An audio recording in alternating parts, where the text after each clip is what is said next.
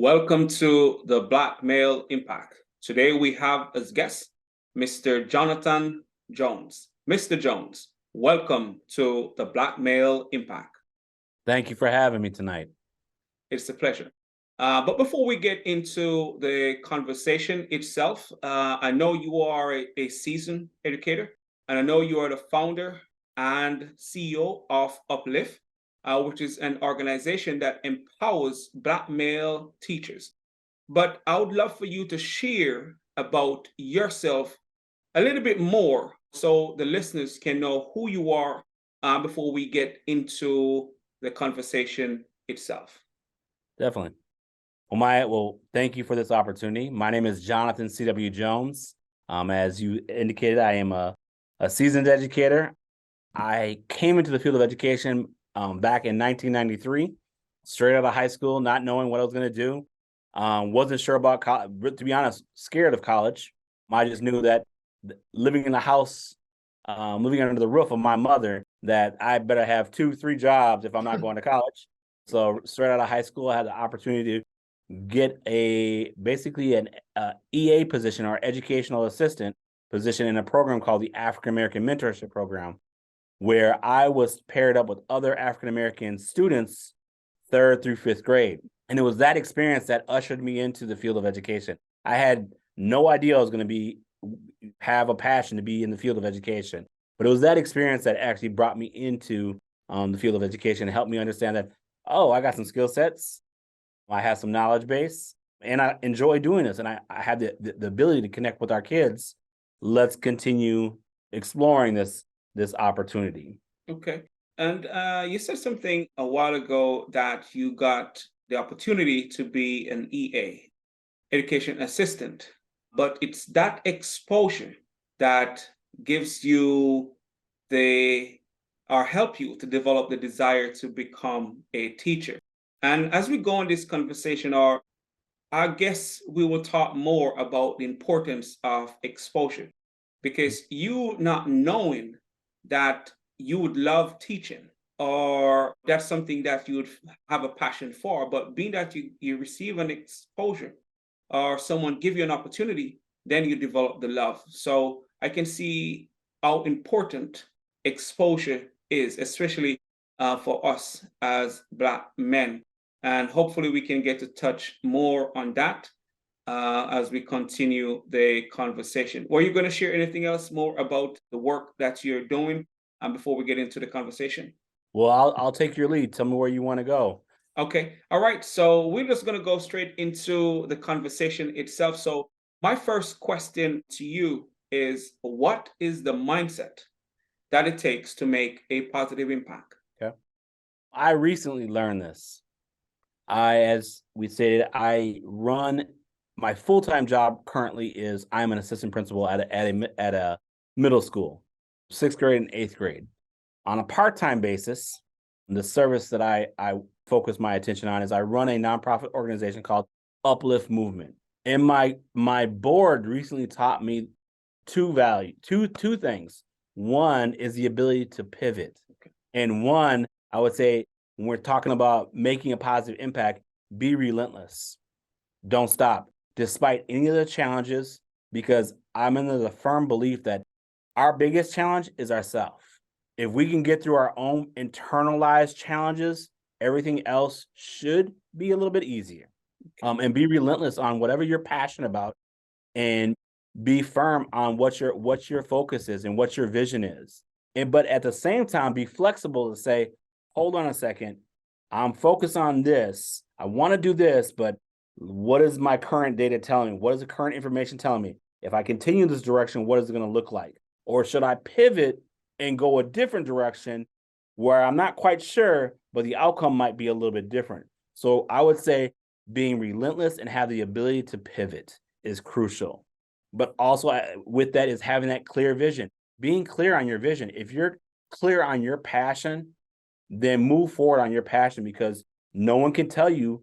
If you can see and envision your mission, your vision, and addressing inequities that you want to address within the community, no one can tell you otherwise. Correct. And I really appreciate that perspective, because it doesn't matter what you're pursuing, you have to be relentless if you want to achieve it, because on the journey, you will not know how long it's going to take.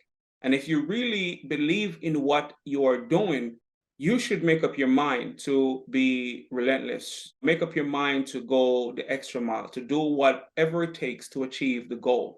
And of recent, I've heard the word pivot, where we are sometimes on a journey and may have to make changes. Maybe not to the dream itself or the impact you want to make, but may go in a different direction, maybe to achieve the same outcome or something similar. So that has been a conversation going around, where a lot of people have been talking about pivoting, and so they can achieve maybe something greater. So I appreciate that perspective, and that's a great mindset to have, especially with the change today with AI and with the technology. Maybe pivoting could be using the technology to enhance the work that we're trying to do. So I really appreciate that perspective, and I know the listeners will as well. So, being that you're in that space, educating the students, right? What challenge do you have the students being an assistant principal, or just the work environment in itself? Or you can share the positives. I think one of the biggest challenges, and I think one of the biggest challenges is our own internalized oppression, Okay. and the fact that I've been in the field of education for for 30 years. One of the things that troubles me is the fact that we are not trained to identify our own internalized oppression. Our kids are not, our educators are not. And we're currently in a space where we're talking about anti-racism, how to be an anti-racist, how to identify your internalized biases. But we don't spend enough time and energy on really identifying those things, because I think those are the biggest hindrances to our visions, our passions that we have. Is not so much external stuff, it's the internal stuff that we don't talk about. As Black men, how often do we ever talk about internalized oppression? When do we have conversations in more than just one or two people, within group settings, to talk about, this is what I'm currently thinking, and having those honest discussions, say, I'm dealing with this is my thought process, am I off? Or having that other voice to help us correct and really kind of navigate that internalized oppression. That is something that none of us are trained or given that skill set. I think there's a collective of folks who are currently going through that process now, but I think that's one of the biggest pieces, that is that internalized oppression, because no one can internalize us, no one can oppress us more, I think, than our own selves. And once we start realizing how we're oppressing ourselves, no one really can stop us. I really like that approach. I really like that perspective as well, because yeah, you're right, because we're exposed to the limitations, the stereotypes, the labels.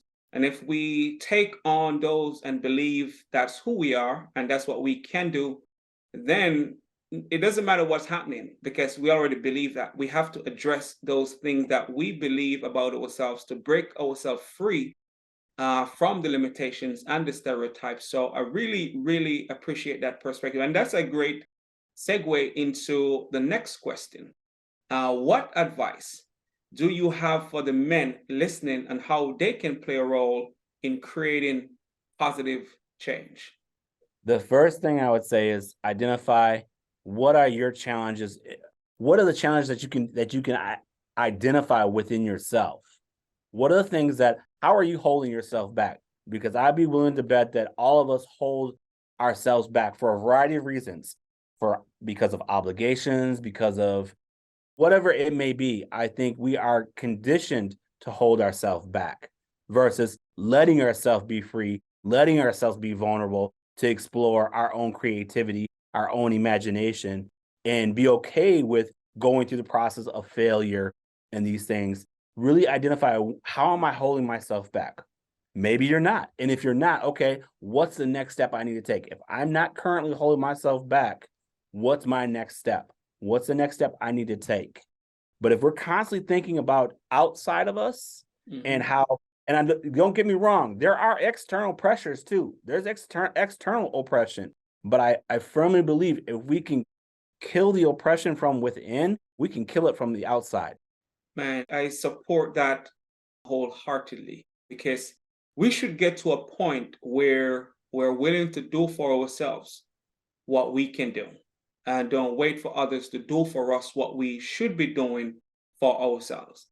Yes, as you mentioned, yes, there may be external oppressions, there may be external barriers, but if we become strong enough within our mindset, our consciousness, yes, we can break those barriers and to realize that we have to become our brother's keeper and make sure we kind of pave the way or lift as we climb. So I really, really appreciate that perspective because if we don't, man, things are not going to change. Because even if the door is open and we still feel as if we are not capable, we may not walk through that door.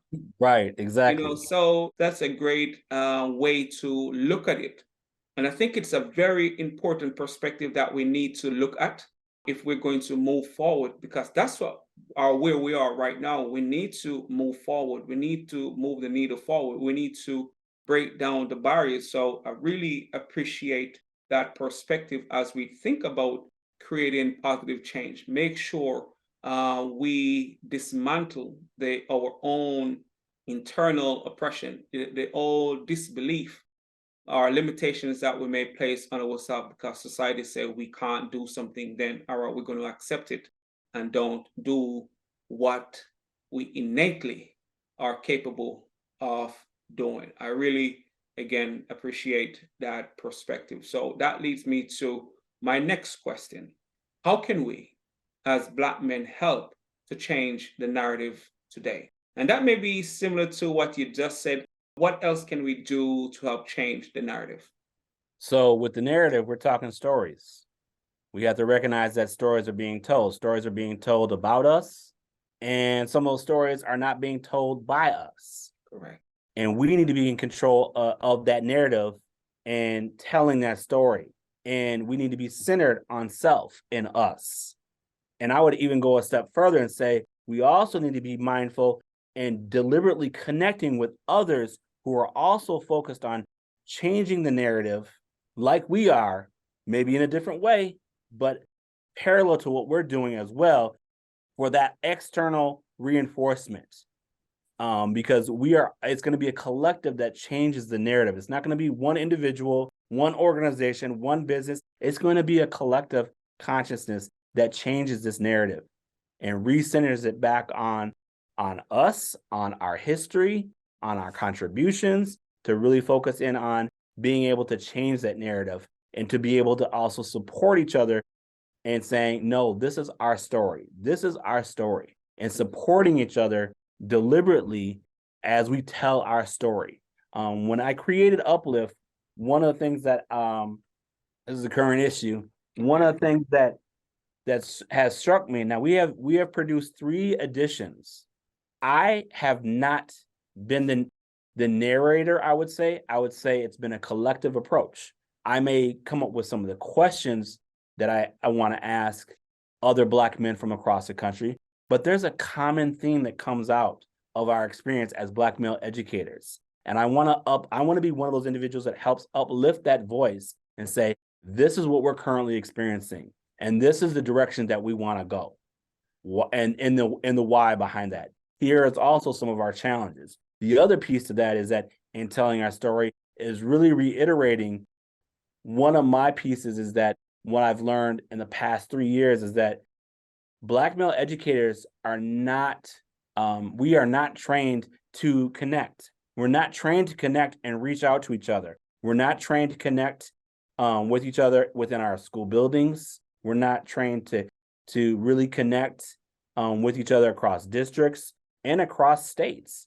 That's one of the reasons why we leave. One of the reasons why Black men leave the field and people of color in general, that is one reason why we leave, is because we're not encouraged to connect. So one of my things is that's one of the reasons why we continue to do the work, is because we want people to remember we need to make sure that we're connecting with each other and finding out more about each other and finding out how can we support each other, and being very deliberate and saying, yes, I'm supporting this organization. We are doing similar work, but we may differentiate ourselves in these different ways, but we are still doing this work together, and we need to connect so that we are affirming each other, and we are all, affirming each other so we can continue this work.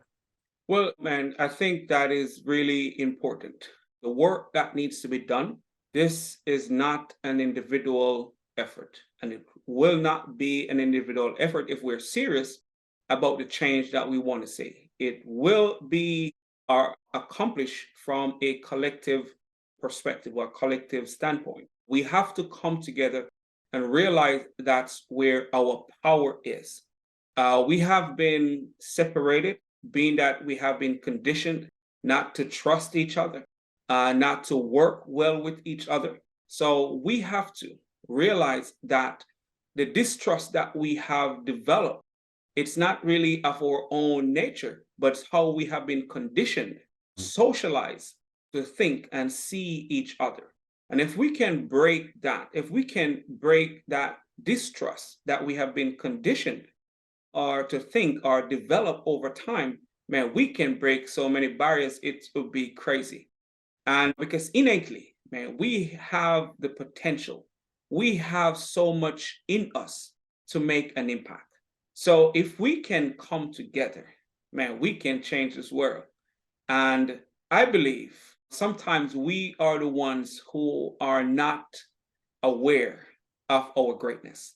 We are the ones sometimes who are not aware of the impact we can truly make. And once we realize that, man, and it goes back to what you said, connecting with others who are doing similar work. And even if the work itself is not the same, we can bounce ideas off each other. We can affirm each other, as you have mentioned. We can strengthen each other as we go on our respective journeys to do the work that we feel compelled to do. So I really appreciate that point that you make from a collective standpoint. And could you hold the magazine back up again for those who didn't get to see it? And that's the newest edition? This is the new edition, the newest edition, the third edition. Okay, okay. Yeah, but I'll be able to share it at some point so they can, because man, the work that you're doing is really needed, and especially to empower our Black male educators. We know or have heard that it's only 2% of Black men are in the education system. So the work that you're doing, man, is really great and needed, especially now knowing that research has shown that when Black men are in the classroom, the students do much better. And that is all students, not just Black students. So, man, that's great work that you are doing. And that leads me to my next question. What or who has influenced or inspired you to pursue the path that you're on? I know you got introduced to education right out of high school, but any other influence or people that really solidify your desire to become an educator? Yeah, both my mother and my father. My mom recently passed away. Sorry to hear that. Thank you. But my mom and my dad were big influences on me and imparted the importance of education. My mom has been the largest influence in my life. Okay. My mother, to give a little back information, my mother and father were both from Lake Charles, Louisiana, and they left Louisiana in 1961. My mom got a scholarship to come up to Minnesota, and she got a full ride scholarship to Carleton College, and set up shop here in Minnesota. I currently reside in Minnesota. And so I was raised with a rich history and experience that was passed on from my father and my mother about their experiences growing up in the South. Okay. And it came to a head for me the things that they taught me about race, racism, overt and covert racism, it came to a head for me. My mom, in particular, really grounded me in her experiences and the things she experienced. And so when I started experiencing some racism here in Minnesota as a young high school student, didn't know what to do. So I confided in my mom, and she imparted on me. And her response to this day is still just it just amazes me, because I grew up hearing about segregation. I grew up hearing about the overt racism that my mom and my dad experienced in the South. Yeah. I have no knowledge aside from what she's told me and the movies that I grew up watching. And when I was dealing with some racism in my high school, my mom pulled me off to the side, and I lied. I said I wanted to leave my high school and go to another high school where my friend was because the basketball team was better, blah, blah, blah. That really wasn't the case. This was prior to the beating of Rodney King, 1992. Wow. And I wanted out of there because there was a lot of racial Tension. tension in my high school. Thank you. And she told me, she sat me down and we had a conversation. I don't know how she knew, but she knew that was the issue. Yeah. And she directly asked me, she says, "So tell me about the racism in your school." Wow. My mom was very to the point, straightforward. And she said, "I need you to know the racism that you're faced with is harder than the racism that I experienced." Wow.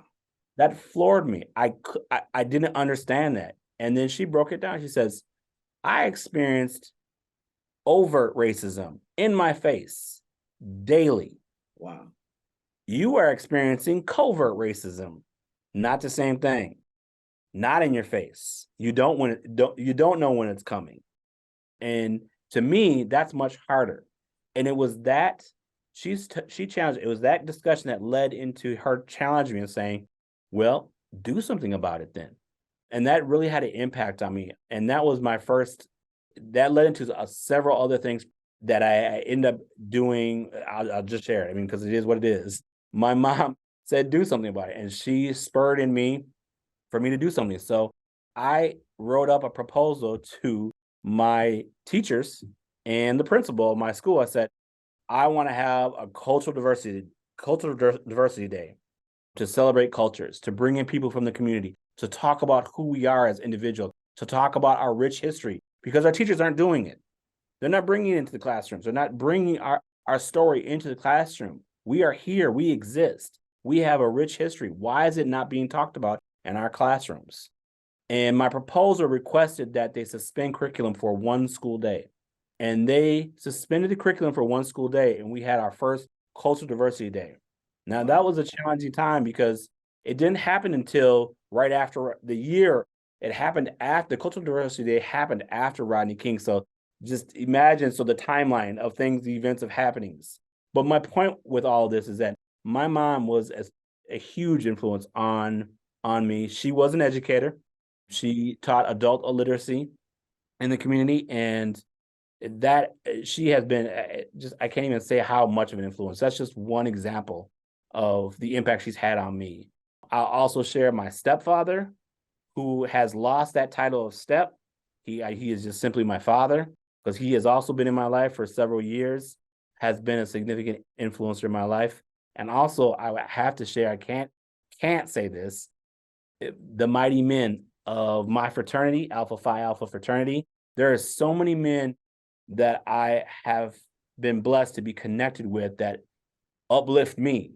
Yeah. And I am connected with a history of having impact on community, because I want to be like my mom. I want Correct. to be like my stepfather. I want to impact my community too.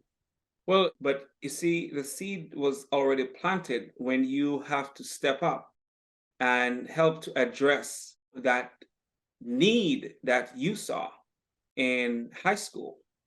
And it was great that your mother really challenged you Mm. to address it, because even with the work that you're doing now, and it's like you had that desire to create positive change, and it was nurtured by her challenging you to don't run from the challenge itself, but see what solution that you can provide for the issue that you see. And that's great. And sometimes that's how a lot of individuals step into their purpose or where their purpose started, not knowing until later on their journey that the experience that they were going through was just preparing them for their future purpose or their life journey.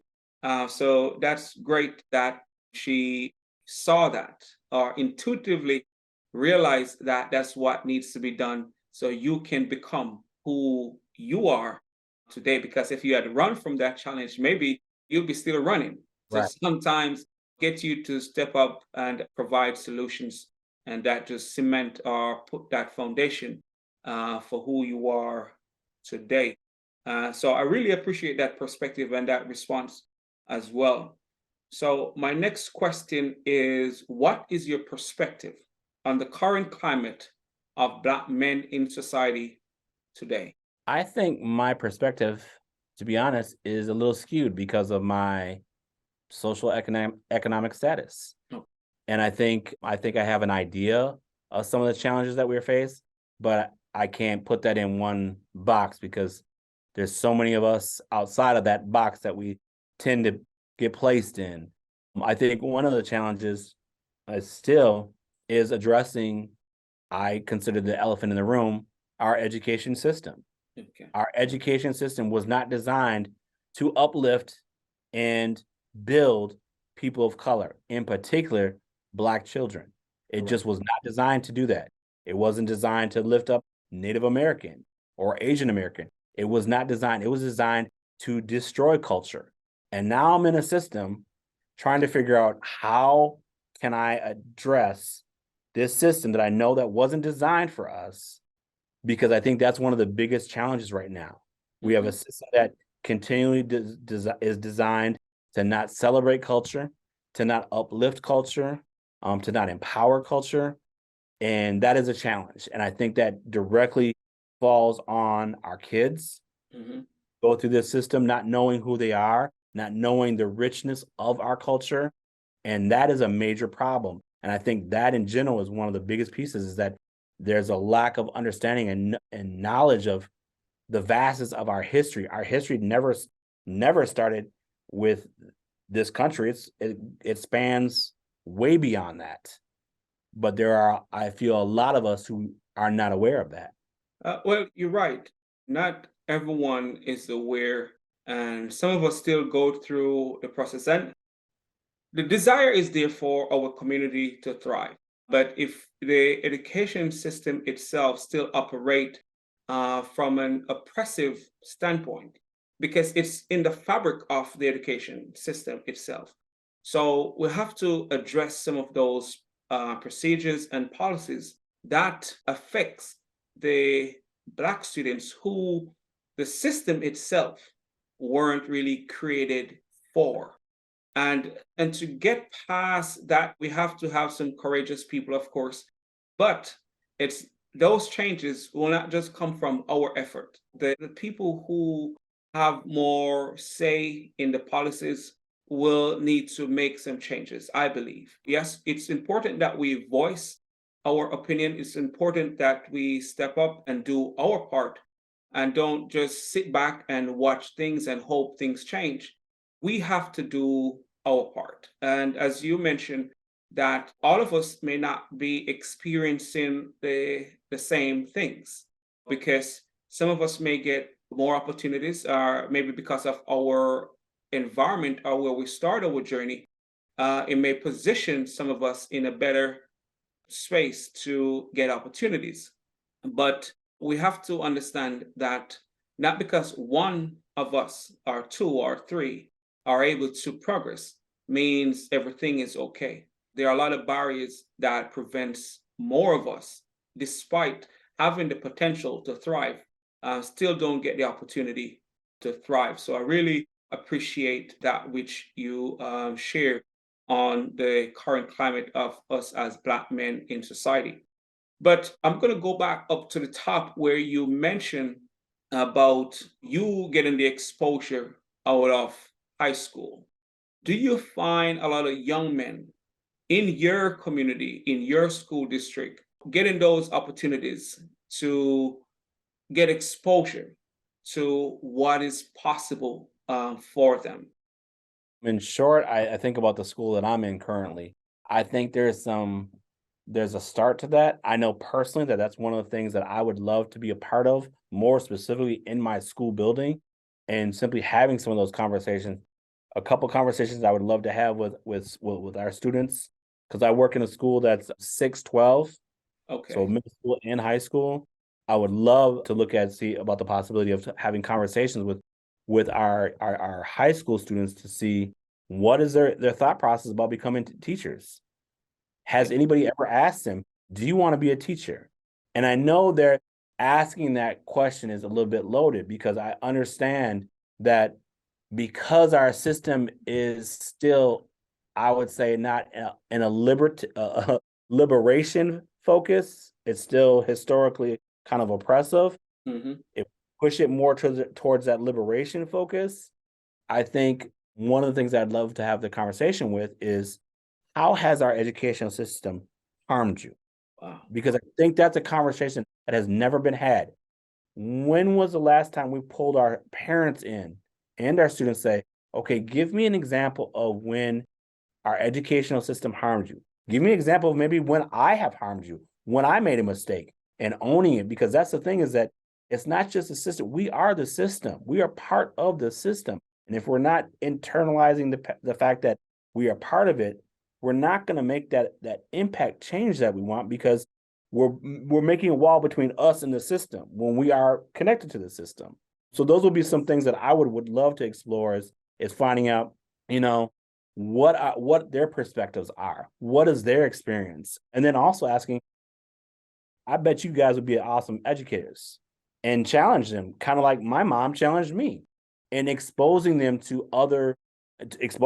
really to I mean, men like in who are in the Uplift Network, and other men who are Black male educators, and learning from them, because there's such a vast richness currently. I'm not talking about history, current right now, Yeah. of that how can we give that opportunity to, again, to your point, exposure of Black men who are in the field of education right now across the country, for our young Black men and Black kids to experience and meet and learn from. Well, man, that is so powerful right there. And you said something that is really critical to analyze. When did the education system harm you? Because we want Black men to become educators, but were they treated well as a student in the system? You see what I'm saying? So they may have this, what I would say, not a good feeling what being in those spaces like. And if they don't have a good feeling, they may not be thinking that, well, maybe I can be the one to change how a teacher should be. You see what I'm saying? But Mhm. addressing it will really get some perspective and why Black men sometimes don't want to be in the space. And yes, they may not see a lot of Black men as well. And if they are not exposed to others, or people encourage them, as you mentioned, they may not see it as an option, because you have to kind of bring it to them so they can bring whatever we want people or young people to fall in love with. Is great to expose them to it, because if they don't get the exposure to it, they may not see it as an option. They're going to maybe gravitate to what they see the most. And a lot of times they push us into sports and entertainment, and that's what they see, and they think that's the best option. When, research has shown that you can become a doctor much faster than you can become a professional athlete. But a lot of times they're not really exposed to that either. So, but I really like that which you share in talking about the different things that may prevent us as Black men from go into the space. But to expose the young people to the men in the Uplift program, I think that's a great idea, to give the young people insight into what these Black men are doing, or why they choose to go on that journey. I appreciate that. So my next question is, what change do you want to see in general and amongst Black men? Well, thinking about the work that I'm doing, my full-time work, my part-time work, one of the things that comes to mind is thinking about is connecting. I have a thing with connecting. First is connecting with each other and identifying specifically. I'll talk on my experience and my passion, which is which is education. I should share that also. My passion really lies across understanding how philanthropy, business, and education, those intersects, can support and address inequities. Okay. And I think one of the things I would love to see is Black men in particular in the field of education, both in the traditional sense and also the non-traditional, if they are running a nonprofit organization that has educational programming that is building, that is part of the educator pipeline, building up men to expose them, to bring them into the field of education, for us to better understand what our focus is, what our missions are, and how do we differentiate each other ourselves from each other, not to keep us separated, but to complement, to be able to say, I'm partnering with this organization because yes, both our organizations is focused on diversifying the educator pipeline. But here's what we're focused on. Like Uplift maybe focus on elevating educators who are in the field currently and helping to retain them and helping to celebrate them. Whereas another organization may be focused on cultivating high school students. We're pairing up with them because we're on two different parts of the educator pipeline to be able to articulate those pieces and be able to say, this is how we differentiate. And this is why we're partnering, because we complement each other, because this is where we fall on that educator trajectory, that whole pipeline, and being clear about that. I think that's one of the things I would love to see more development. There are a host of Black male educator organizations that are out there that I'm learning more about. And I think that's one of the things, that whole approach. Once we know how to differentiate ourselves, then we can also be able to be clear to come to the table and say, this is what we both bring, what both our organizations bring to the table. Now, let's talk about our partnership. Let's talk about getting larger dollars so our impact can be bigger, because we know, as we said to our points earlier, that it's not going to be one organization that is making that impact. It's going to be a collaboration of organizations and businesses and education organizations that's going to make that impact and make the change that we need. That's well said. That's well said. And I really like that approach. Yes, organization needs to be clear on what they are trying to do. And I really like the analogy that you just used in regards to, say, your organization uplift and edify the Black men doing the work. And Mhm. then you have an organization that are cultivating the students who will become educators. And so what also can be happening in that setting, some of your the Black men you're working with can be mentors, even not even physical, but even to go to events and share their journey, share the impact. So these students who now are looking into coming into education can hear firsthand from others who have been dedicating themselves to doing the work. So I think that's a great way to look at partnering with others, because if we do that, we will have more an impact. And not only that, too, we will be supportive of somebody else, and someone else will be supportive of you. And that's how we stay current, and that's how we sustain ourselves as we go, because we do need support from each other to stay on the journey to make the impact that we have envisioned. So I think I really like that perspective. And if we're going to make change, that's really something that we need to look into, see where we can support each other, even though we're doing similar work, but where the difference is, and not to separate ourselves, but where we can come together Mhm. and make the effort much greater in regards to making the impact. I really appreciate that perspective. Connection is really important. So, my next question is, what was a pivotal moment in your life? I shared earlier that out of high school, I had real reservations about college. To be honest, I didn't think I was smart enough for college. And I had that dual mindset that Du Bois talked about. He talked about the double consciousness. He talked about, and for me, my experience is that coming out of high school, I felt dumb, but I knew I was smart at the same time. Wow. And because of that, for me, I at that time didn't think I was smart enough. I let the feeling override the thought process. Yeah.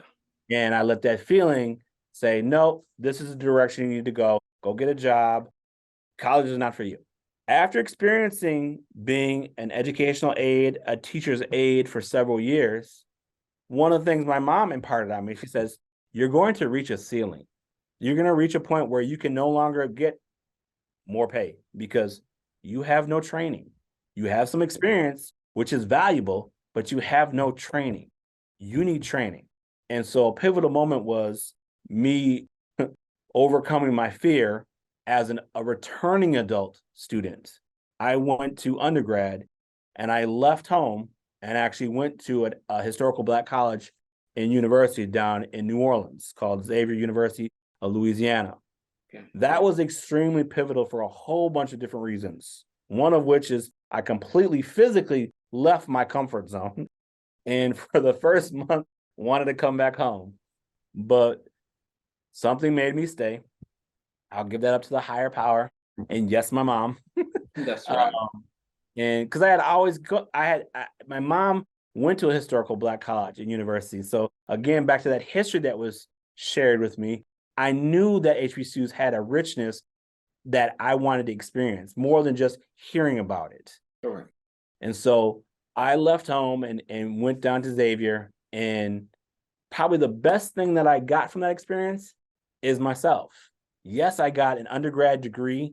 I got an opportunity to go to an Ivy League school for graduate school. But the biggest thing that I got out of it was I was able to come full circle and realize a lot of things that I was not aware of about myself, my upbringing, my family, my history, and that was priceless. So that was definitely a pivotal moment for me. Oh man, I can understand totally. Going to a different environment, but being at an HBCU can give you insights, not only of yourself, but make you become aware of some of the things that you may not really aware of in regards to what Black people may have contributed and how impactful you yourself can be because of what they have done. So I can understand that totally. My next question is, what life lesson have you learned late in life that you believe is important and can benefit this current generation? Do not go it alone. Do not Wow. go it alone. Yes, We are sir. not islands. We are not robots. You must have a circle, a family circle, however you define that. You must have a community circle.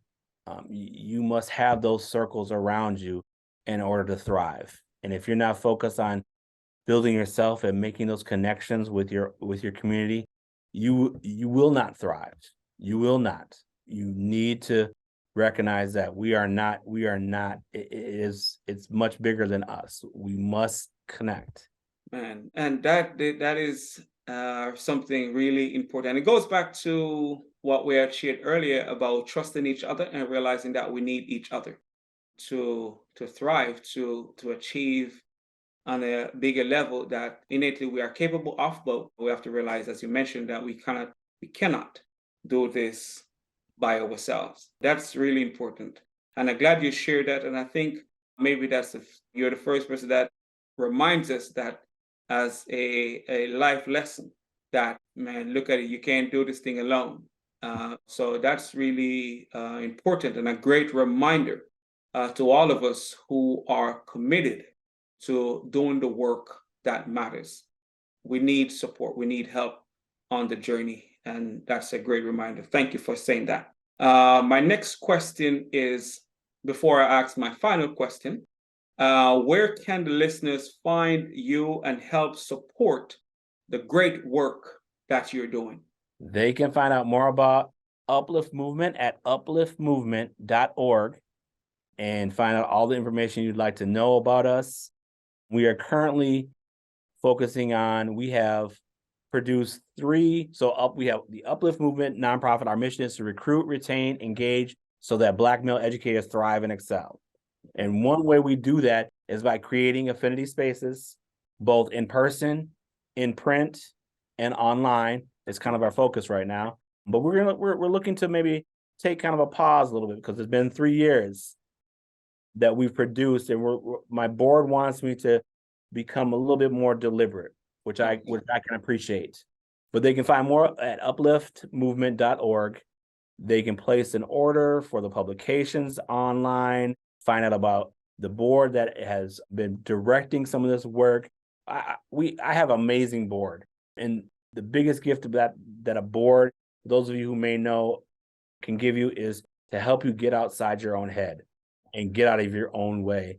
We have 86 Black male educators that we have highlighted in 3 issues. You want to know about these men. There are people like Dr. Travis Bristow. Dr. Travis Bristow just recently came out with this publication. This is a handbook by Dr. Travis Bristow and his colleague. He was in the first cohort of Uplift. This is like literally the Bible. Wow. Or the handbook of research on teachers of color and indigenous teachers. So if you want to know about how to recruit, but more importantly, retain educators of color, this is going to be one of your go-tos.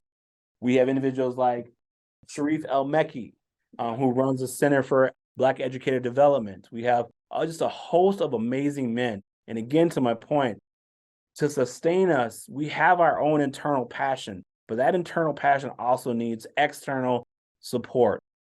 Find out more about these men, because these men are not only pulling full-time jobs, the majority of them work in traditional educational settings where it's a K-12 and higher ed settings.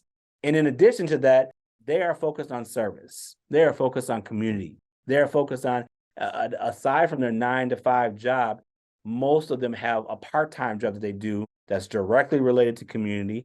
Some of them are writing books. Some of them are speakers, just a host of amazing men. In the coming months, my focus is going to shift so that I can spend more time to actually learn more about each one of them, because like I said, it's just a wealth. Literally 86 Black male educators who are doing amazing things across the country. Man, that's great. And I will put the ways to connect with you and the work that you're doing in the description for those who want to connect with you later and support the work that you are doing, because it's an incredible job that you're doing and it's a needed service in our communities as we keep moving forward to change the narrative when it comes to us as Black people and as Black men as a whole. So my final question is, what impact do you want to have on the world? Ooh, that's a hard one. My impact that I'd love to have is to be able to be one of many Black male educators who are contributing to creating an educator pipeline that brings in more educators, particularly Black male educators, back into the field of education. When my son goes off, my oldest is 10, my youngest is 7. I would love to be in a space in 10 years from now where my son is getting ready to go to college.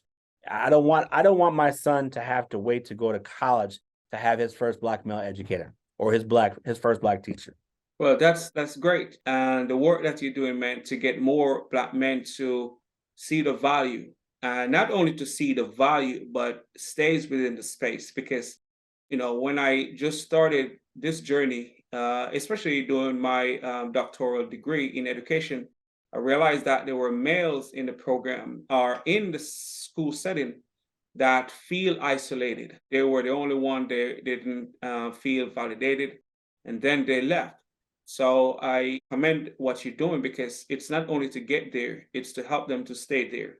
And I Mhm. think that's important in regards to having more Black men or Black males in the classrooms being educators. So, and that's great work that you're doing.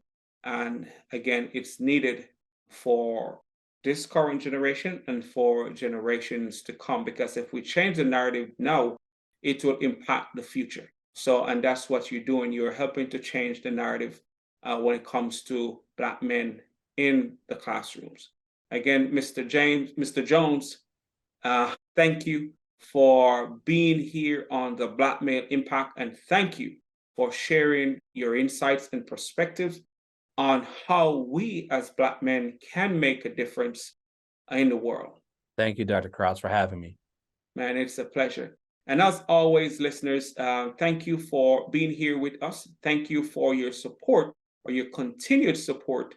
It will be helpful to keep on supporting us as we continue on this journey to make a positive impact. Thanks for being here with us on the Black Male Impact. And until next time, hopefully, we bring you another amazing guest here on the Black Male Impact.